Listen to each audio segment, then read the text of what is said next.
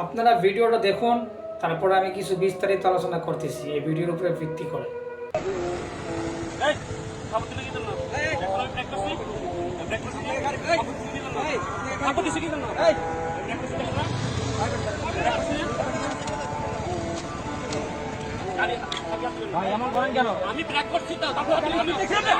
এখন আপনারা বলুন, এখানে দোষটা কার? এখানে কি সেনাবাহিনীর দোষ ছিল, নাকি যে হেলমেট ছাড়া বাইক চালাইতেছে ওই লোকটার দোষ ছিল? এখানে কিন্তু সেনাবাহিনী এরকম হাত লাম্পা করছে ওকে দাঁড় করানোর জন্য, ও দাঁড়ানোর জন্য। তো সম্ভবত মেবি সেনাবাহিনীর হাতটা ওর শরীরে একটু লেগে গেছে। ও বাইকটা তাৎক্ষণিক ব্রেক করে বলতেছে, তুই আমার শরীরে হাত দিলি কেন? তো ওকে আমি মনে করি ও তো এক নাম্বার আইন লঙ্ঘন করছে, কারণ তার মাথার ভিতরে হেলমেট নেই। যে এক নাম্বার আইন ভঙ্গকারী একজন ব্যক্তি।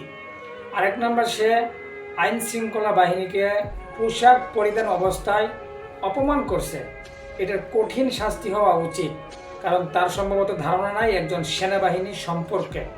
তাকে আসলে আমার যতটুকু মনে হয় পায়ের তলে ফেলে তাকে বুট দিয়া পাড়াইয়া তাকে সেনাবাহিনী সম্পর্কে ছোট্ট কিছু জ্ঞান দেওয়া উচিত। এরকম কিছু কিছু বাইকারদেরকে, এরকম বাইকাররা নিজেরা আইন লঙ্ঘন করে, তাদেরকে আবার বললে তারা নিজেকে অনেক হেরামদারি মনে করে। তা আপনারা কমেন্ট সেকশনে বলে যাবেন এই সমস্ত বাইকারদেরকে কি করা উচিত।